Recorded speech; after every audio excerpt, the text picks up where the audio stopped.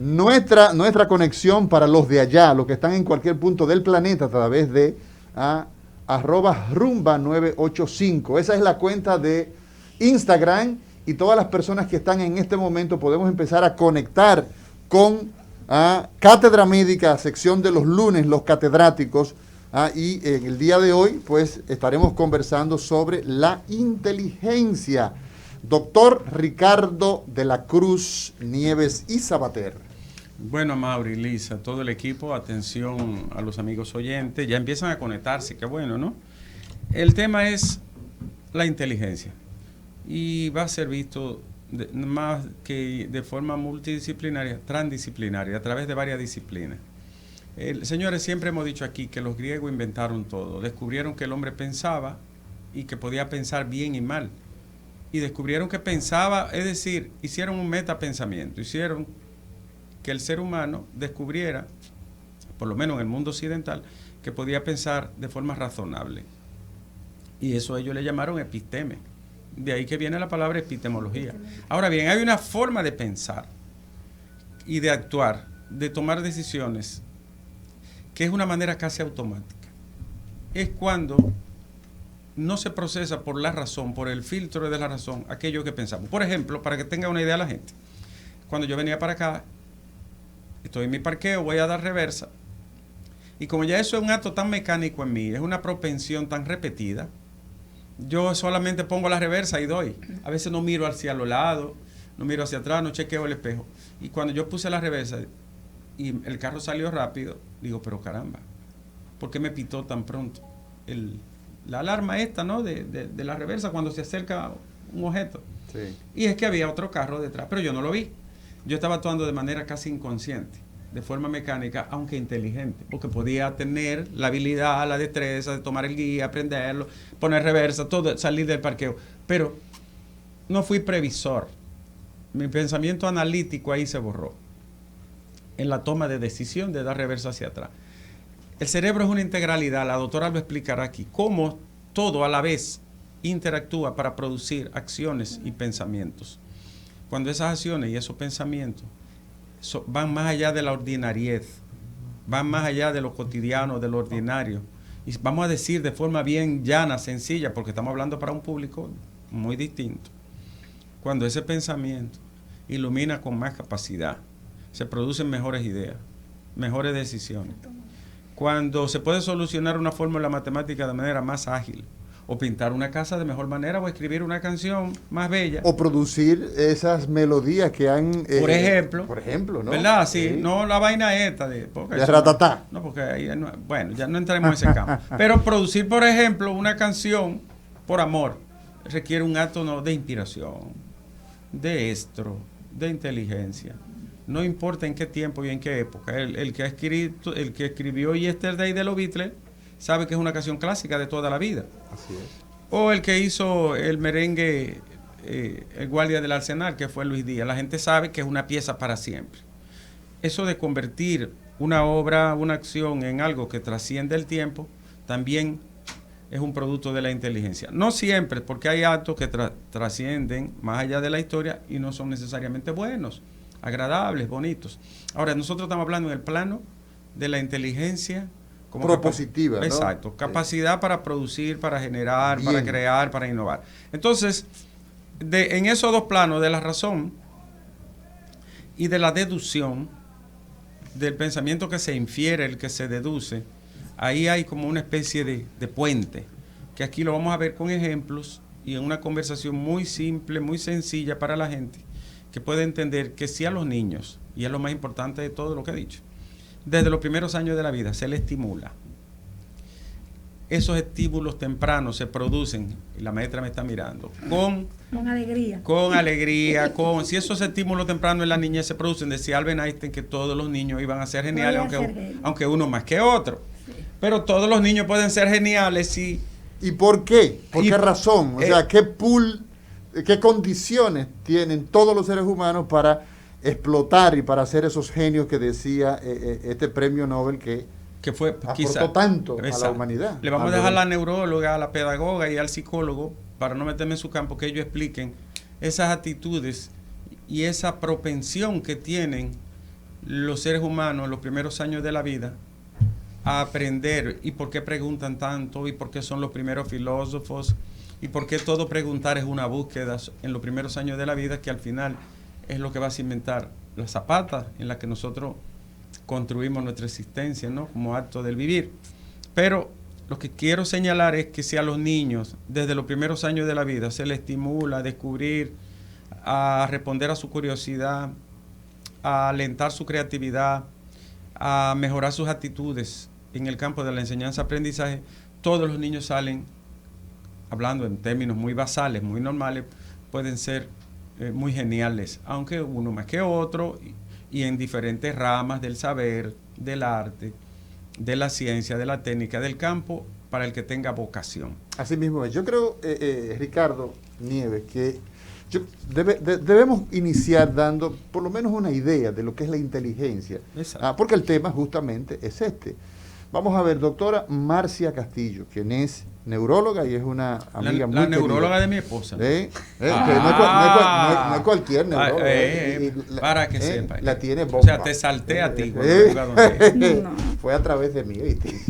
Doctora, buenos días. Marcia Castillo. Casi una cliente. No, gracias por la invitación al coloquio, súper interesante y muy atinado a propósito del momento histórico que estamos viviendo, donde entiendo que motivar y aupar a las nuevas generaciones a la lectura, al conocimiento, abocarnos. Tú pusiste la filosofía en el centro de este conversatorio y creo que es lo más atinado, porque la filosofía es la madre de toda la ciencia.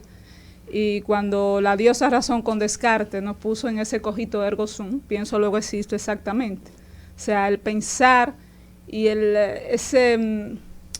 esa metacognición, ese insight que nos hace sabernos humanos frente a otro humano, que es parte de una de las inteligencias. Mis colegas tal vez en un momento lo tocarán.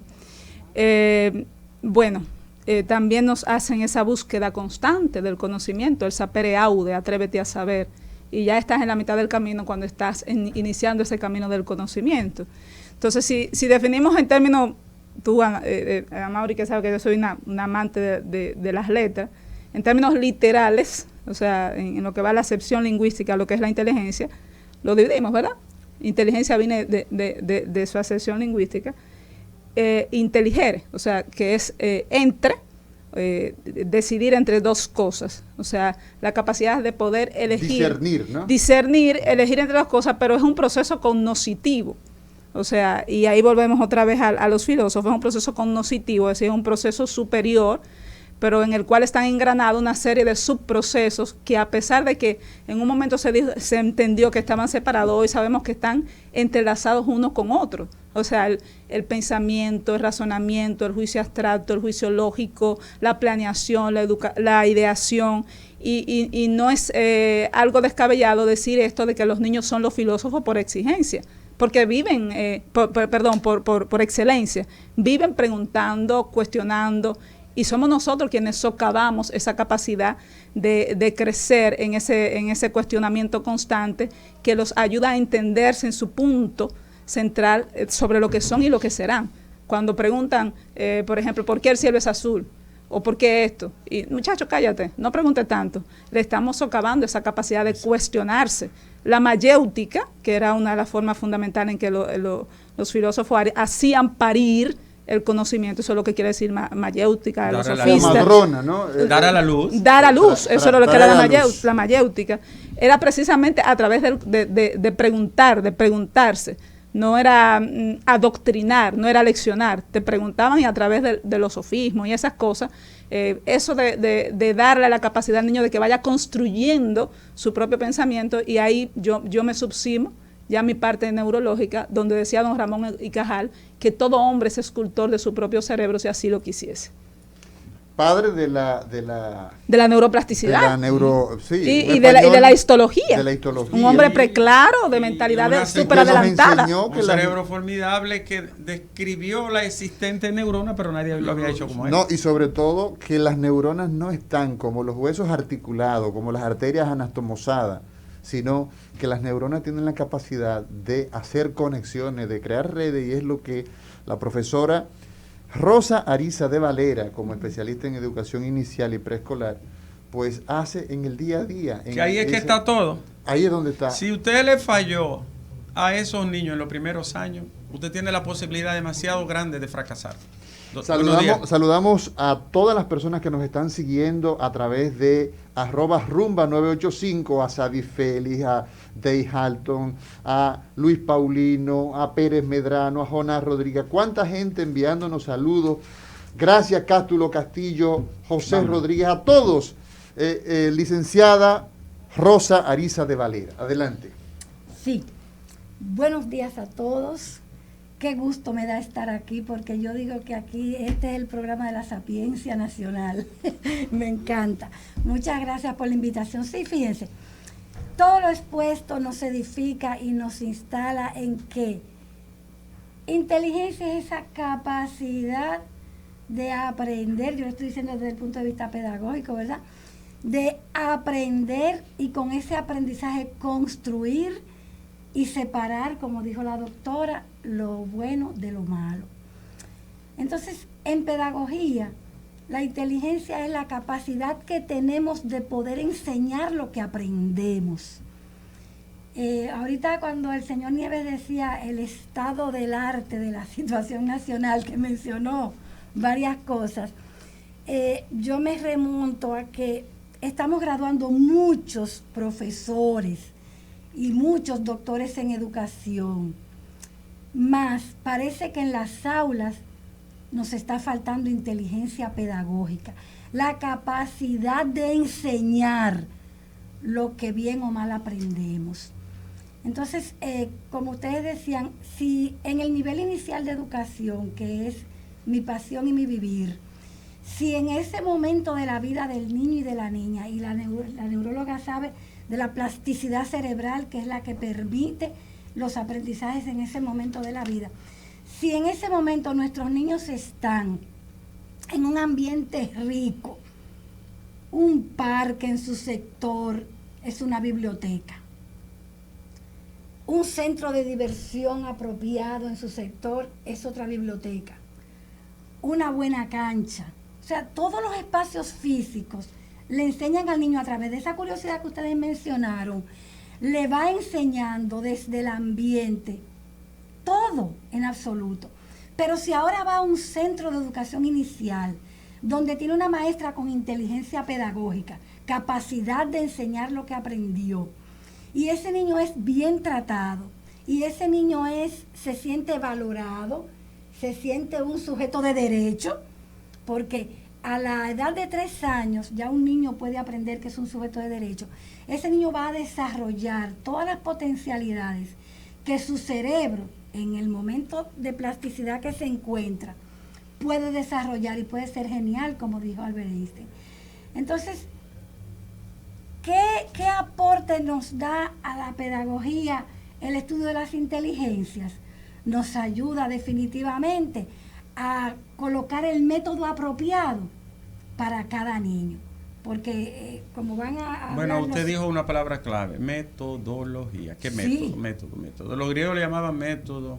¿Sabe qué significa método en griego? Método significa camino. Camino a seguir. Un camino particular. Un camino particular a seguir para una que vida. Para mí hay uno de los graves problemas que tiene la educación dominicana, es que no tiene método.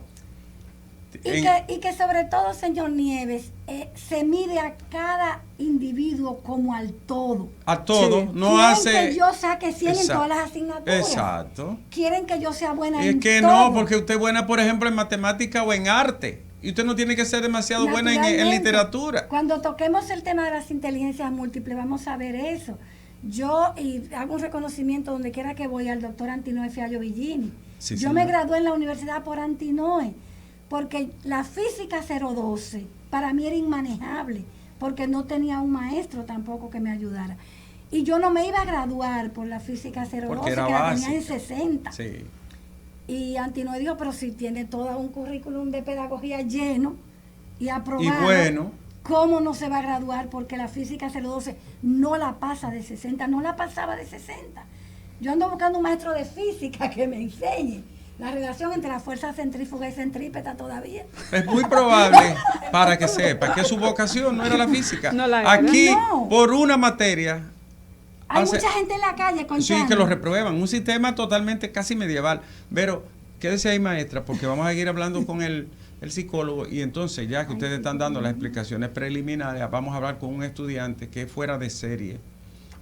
Es un niño totalmente normal, porque a veces creen que para que los niños sean especiales, muy inteligentes y muy preparados, tienen que salirse del mundo. No, es un niño normal, y qué bueno que es así. Noé, buenos días. Él es psicólogo, profesor universitario. Buenos días a toda la audiencia, a Mauri. Un placer siempre compartir con ustedes. Una honra para nosotros. Fíjense, como decían ustedes, en la antigua Grecia, hace casi 2400 años, se puede considerar que fue Sócrates, sea un personaje o no, de Platón, quien planteó que el hombre debía buscar el conocimiento dentro de sí, porque de ahí para atrás lo que se buscaba era la interpretación de la naturaleza y nada que ver con el hombre.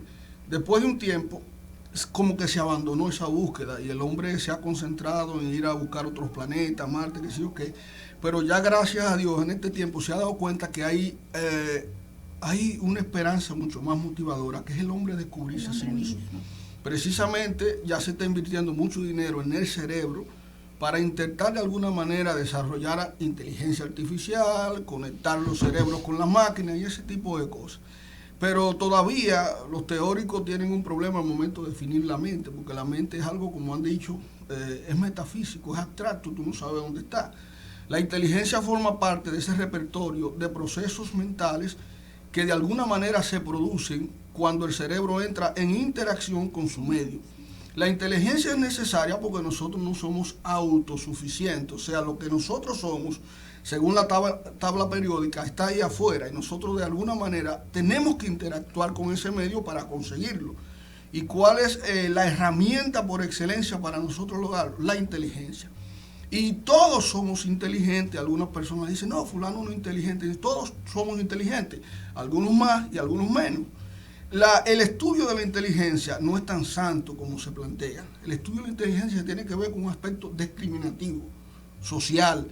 Desde Francia con los estudios de Binet y desde antes con Francis Galton y la atribución de que la inteligencia era hereditaria, ¿sí? Y se le negaba la importancia que tenía el ambiente. Hoy la neurociencia, que empezaron ahora, pero la psicología cognitiva, por ejemplo, un neurocientista del año 1879, inicio del siglo XIX, nosotros estamos trabajando con la parte cerebral, con los físicos. De hecho, quienes hacen que la psicología surja son los físicos y los fisiólogos que estudian el cerebro.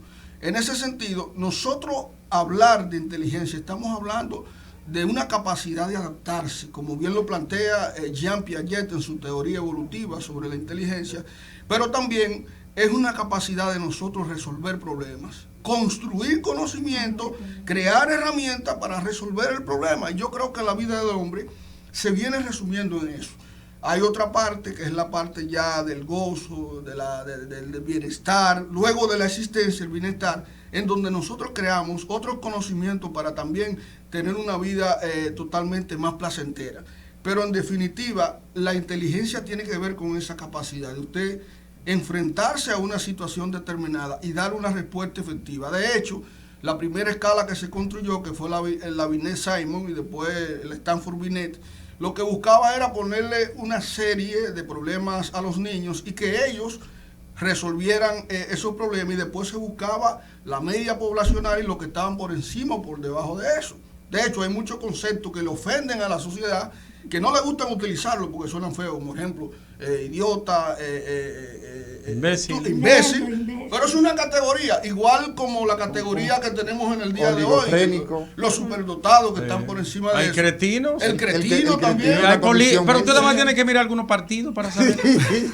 El mismo ingeniero que creó un texto súper interesante sobre el hombre mediocre, que por ahí entra en Argentina, por ahí entra la psicología con él. Sí, entonces quiere decir que así como la belleza es un aspecto para rechazar, y el dinero también, la inteligencia también. Claro, es un atributo. Nosotros, la misma fuente al micrófono, maestra. Maestra, al micrófono. Sí, la misma fuente de Binet Stanford fue para separar gente. Pues, Ustedes no, hablan ¿sí? de Binet Stanford, están hablando de una escala La que escala. se inventó para hacer una segregación, una Segregación. clasificación. Sí. Inicio del siglo XX, Así es. el 1904 1905. porque Ha ya para finalizar, prevalecido para medir la inteligencia un El método, IQ. el IQ, que sigue siendo obsoleto, pero como que no han inventado otra No, forma. sí, la inteligencia general, porque te mide inteligencia general. Así es. Hay otros derivados que nosotros en las empresas utilizamos también, pero vuelvo y les repito, como estamos en una época donde cualquier cosa ofende y de una vez discriminativo, si tengo el pelo así, de una vez, no, me rechazaron porque me discriminaron. La discriminación es algo natural de la especie. Ahora, ¿qué es lo malo? ¿Qué hago con esa discriminación? Y si esa discriminación yo la hago con el prejuicio, que también es otra cosa que critican mucho. Y si viola derechos. No, exacto. Si tú la utilizas Si para ofende hacer la daño, dignidad humana. Pero Ricardo Nieves no es Ricardo Nieves, no es porque tiene coeficiente bajo, es porque Ricardo Nieves en los medios de comunicación, a Mauri, se han destacado, pero cualquiera quisiera tener la posición de Amaury, de Ricardo Nieves, yo la quisiera tener. Pero la sociedad discrimina. Incluyendo la deuda, ¿no? Señores, No, ahí sí no. señores, es momento de irnos a una Y pausa venimos, regresamos con Jorge Luis Báez. Sí, señor, con un niño muy...